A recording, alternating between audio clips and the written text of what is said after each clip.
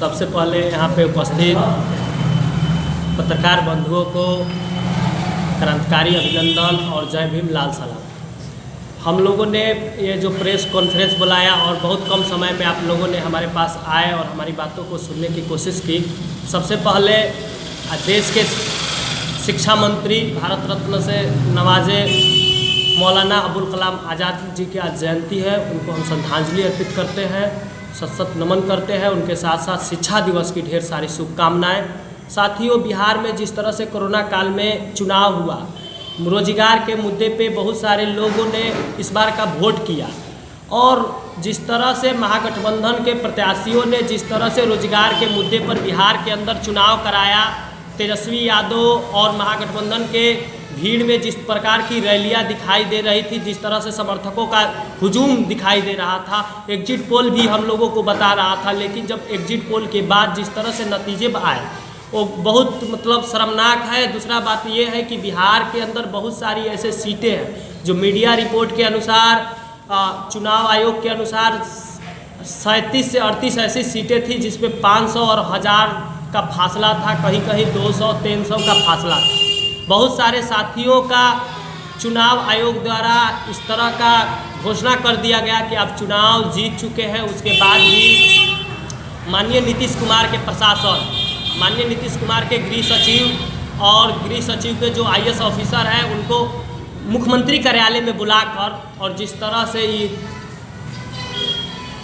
रोक दिया गया, ये बहुत शर्मनाक बात है। और सबसे बड़ा बात ये है कि बिहार के अंदर जिस तरह से काउंटिंग का स्तर जब व्यापक रूप ले रहा था, उस स्थिति में क्या हो रहा था, उस स्थिति में लगातार महागठबंधन ऊपर की तरफ बढ़ रहा था। लेकिन अचानक 5 बजे के बाद ये खेला किया गया कि बिहार के अंदर जो चुनाव जैसे हुआ उसमें बहुत सारे सीटों पे बढ़त हुई। माननीय नरेंद्र मोदी और उनके सहयोगी दलों द्वारा कुछ IAS अधिकारियों को दबाव दिया गया कि आप कुछ विभाग के कुछ लोगों का सीट को कैंसिल करिए, कुछ लोगों का प्रमाण पत्र रोकिए।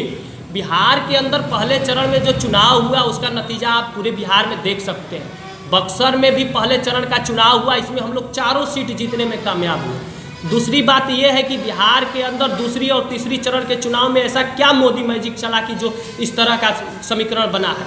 बहुत सारे सीटों पे जैसे रितु जायसवाल परिहार से वो चुनाव लड़ी थी, RJD के सिंबल से उन्होंने जीत घोषित कर दिया था। बजाबते रिटर्निंग ऑफिसर ने घोषणा कर दी थी और बताया रिटर्निंग ऑफिसर ने कि बिहार में जिस तरह से धांधली हो रहा है उसके खिलाफ हमारे संगठन द्वारा महागठबंधन के लोगों ने चुनाव आयोग को एक चिट्ठी लिखा, चुनाव आयोग से मिले और धांधली पे आदेश दिए। लेकिन चुनाव आयोग ने भी कहा कि इस प्रकार के जो घटना है उसको हम बर्दाश्त नहीं करेंगे। मुजफ्फरपुर जैसे कई क्षेत्रों में इस प्रकार की घटना हुई है। दूसरी बात आपको ताज़ा अपडेट दे देते हैं कि किशनगंज जो मुस्लिम बहुल क्षेत्र है वहाँ से कांग्रेस के प्रत्याशी चुनाव जीते और बीजेपी के जो स्वीटी सिंह है चुनाव हार चुकी थी, घर चली गई थी। फिर उसके बाद रिटर्निंग ऑफिसर ने ऐलान कर दिया कि आप चुनाव जीत चुकी। घर से आकर उनके पदाधिकारी और उनके जो समर्थक हैं इस तरह से हुजूम खड़ा कर दिया और बोले कि हम लोग जीत गए। फिर उसके बाद विरोध हुआ और दूसरी बार जब रीकाउंटिंग हुई तो बहुत कम मतों से हम लोग फिर चुनाव वहाँ पर जीते। तो इस तरह के बहुत सारी धांधली हुई है। हम खास करके चुनाव आयोग से मांग करना चाहते हैं कि इसमें फिर से तत्परता बरता जाए और फिर से इसका रिकाउंटिंग कराया जाए। बहुत सारे क्षेत्रों का जो चुनाव है उसको स्थगित किया जाए, उसको निरस्त कर दिया जाए। और जिस प्रकार के बिहार के अंदर नीतीश कुमार के खिलाफ जिस तरह से 15 वर्ष का जो हुंकार था वो ख़त्म हुआ, उसके बाद लोगों के अंदर एक गुस्सा था कि नीतीश को हटाना है और महागठबंधन को लाना है। उसमें जो स्थिति है उसमें हम लोग काबू भी पाए, जहाँ तक समर्थन भी हम लोग को मिला। लेकिन ऐसा क्या हो गया? सवाल ये है कि आप किस आधार पे कह रहे हैं कि धांधली हुआ? क्या आपके पास कोई इसका प्रमाण है? बिहार सरकार निर्वाचन आयोग के लिस्ट में ऐसा कुछ था कि आप जीत चुके हैं और बाद में किसी को घोषित कर दिया गया कि आप हार चुके हैं? बिहार सरकार के जो कुछ पदाधिकारी हैं उन्होंने जिस तरह से चुनाव आयोग के द्वारा जो लिस्ट जारी किया गया था, कुछ लोगों का नाम भी उसमें है जिसको हम बताएंगे आपको। उन लोगों को सर्टिफिकेट नहीं दिया गया। चुनाव आयोग ने खुद अपने वेबसाइट पे 119 लोगों का लिस्ट जारी किया था भारतीय जनता। 119 लोगों का जो महागठबंधन के प्रत्याशियों का लिस्ट जारी हुआ था, क्या आपके पास तो अवेलेबल है अभी? देखिए जो 119 लोगों का जो लिस्ट जारी हुआ था उस समय सारे महागठबंधन के साथियों ने उसको ट्वीट किया, उसको डाला, लेकिन उतने लोगों को कुछ लोगों को प्रमाण पत्र नहीं दिया गया। फिर बाद में चुनाव आयोग ने कहा कि आप 27 वोट से हार गई, 20 वोट से हार गई, ये क्या हो रहा है?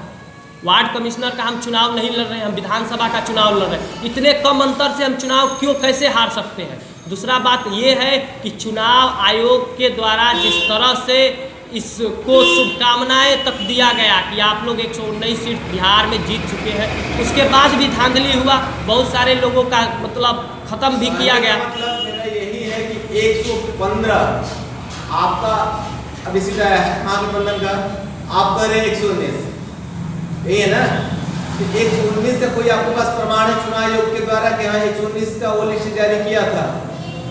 चुनाव आयोग के द्वारा जो लिस्ट जारी किया गया था उसको हम विधिवत अपने ट्विटर हैंडल पे राष्ट्रीय जनता दल के ट्विटर हैंडल पे, बहुत सारे ट्विटर हैंडल पे आप पा सकते हैं। जिस समय ये हुआ उसके बाद कुछ लोगों को प्रमाण पत्र नहीं दिया गया, उसके बाद ये बहुत ट्रेंड भी कर रहा था और उसी के खिलाफ चुनाव आयोग में शिकायत करने के लिए राज्यसभा सांसद मनोज झा जी पहुँचे थे, शोएब कारी साहब भी पहुंचे थे, बहुत सारे लोग पहुंचे थे, कांग्रेस के मदन मोहन झा जी पहुंचे थे, बहुत सारे लोग पहुंचे थे। कुछ जगहों पर रिकाउंटिंग हुई, कुछ जगहों पर नीतीश के द्वारा प्रशासन के दबाव में उसको बंद करवा दिया गया। इस तरह का धांधले, इस तरह का रिकाउंटिंग नहीं करवाया गया। बहुत बिहार के अंदर आप खुद देख सकते हैं कि बहुत सीटों पर कम अंतर से चुनाव हम लोग हारे हैं। इसका सबसे बड़ा कारण ये है। दूसरा सवाल ये है मेरा कि क्या अगर निर्वाचन आयोग आपकी बात को नहीं सुनती है तो इसके बाद आप लोग क्या करेंगे? देखिए, हमको पहले भरोसा है, हम लोकतांत्रिक प्रक्रिया में भरोसा करते हैं और हमको उम्मीद है कि निर्वाचन आयोग हमारे जो बातों पर है वो गंभीरता लेगी। अगर गंभीरता नहीं लेगी तो हम चुनाव आयोग अगर हमारी बातों को टालती है तो हम इसके खिलाफ धरना प्रदर्शन करेंगे, हाई कोर्ट तक जाएंगे और इनके खिलाफ कुछ सीटें हैं जिस सीटों पे हम केस भी फाइल करेंगे और आने वाले समय में जीतेंगे।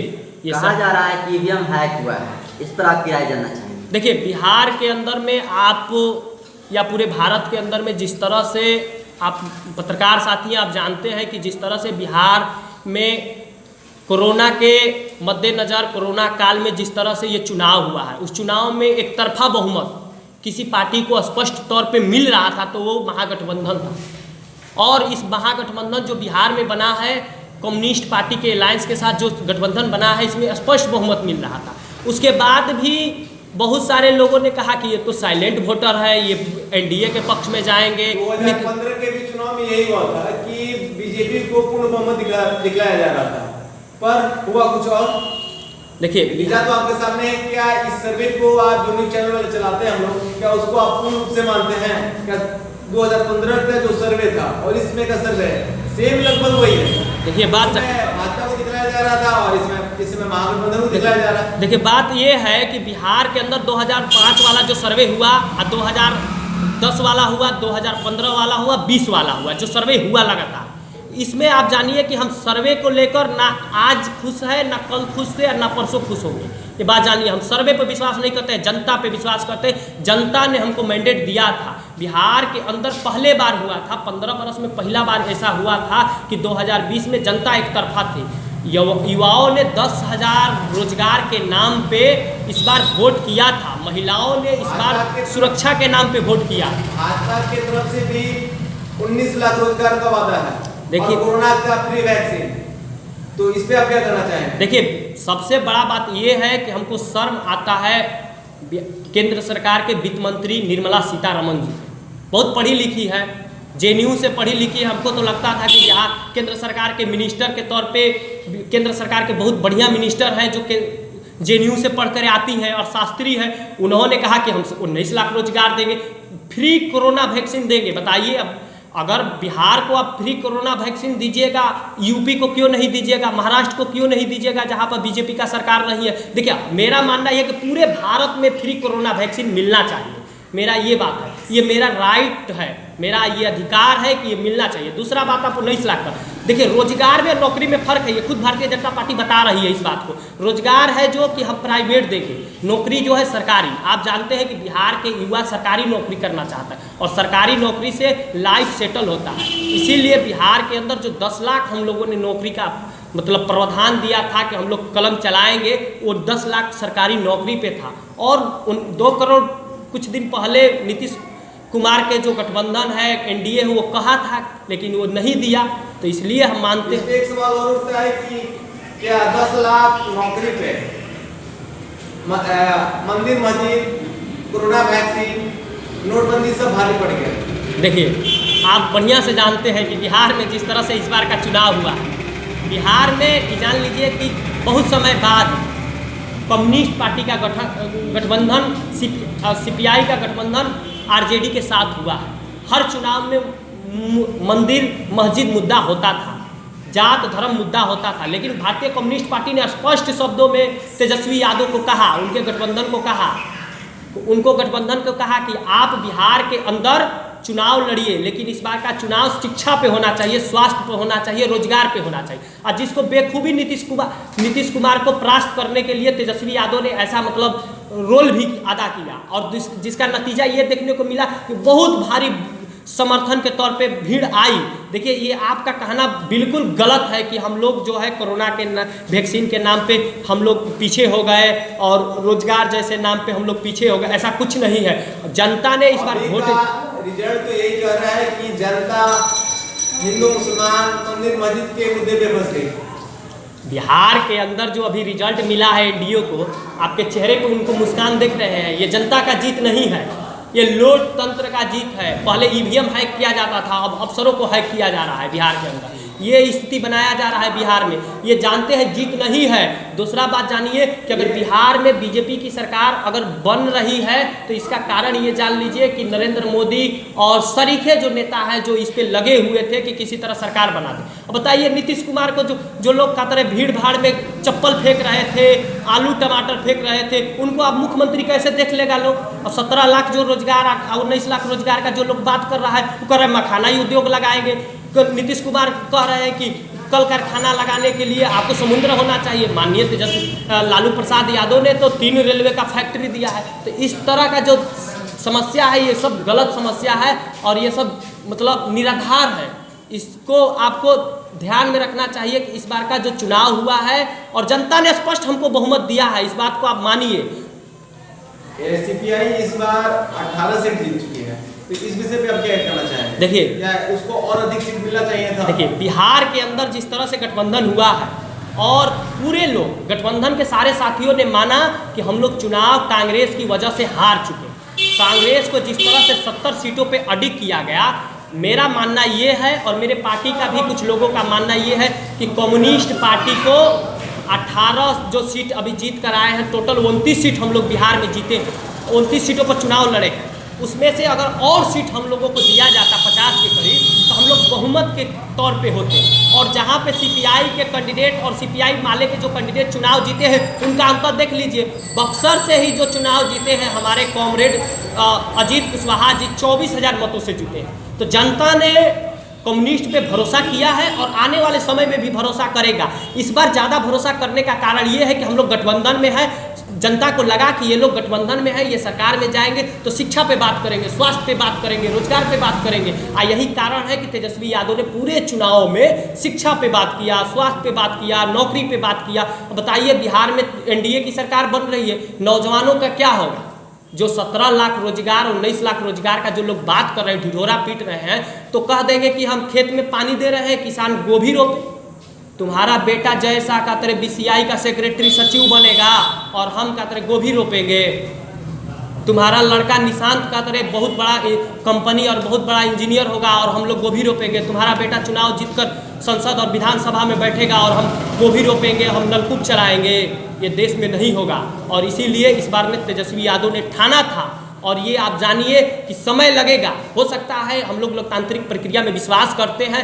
यहाँ का जो प्रशासन का जो रवैया है या सरकार का जो रवैया है, कोर्ट का जो रवैया है, उसमें थोड़ा डिले होगा, लेकिन हम लोग कोर्ट ने अंततः फैसला देगा और बहुत सारे चीज़ों पर एकत्र कुछ लोगों की सदस्यता रद्द करेगी। आपको पता होगा 2 महीना पहले बीजेपी के एक मंत्री थे गुजरात के, जिन्होंने धांधली करके वहाँ सीट जीत लिया था और शिक्षा मंत्री थे, उनका सदस्यता रद्द कर दिया गया था और उसी पे उपचुनाव हुआ भी है।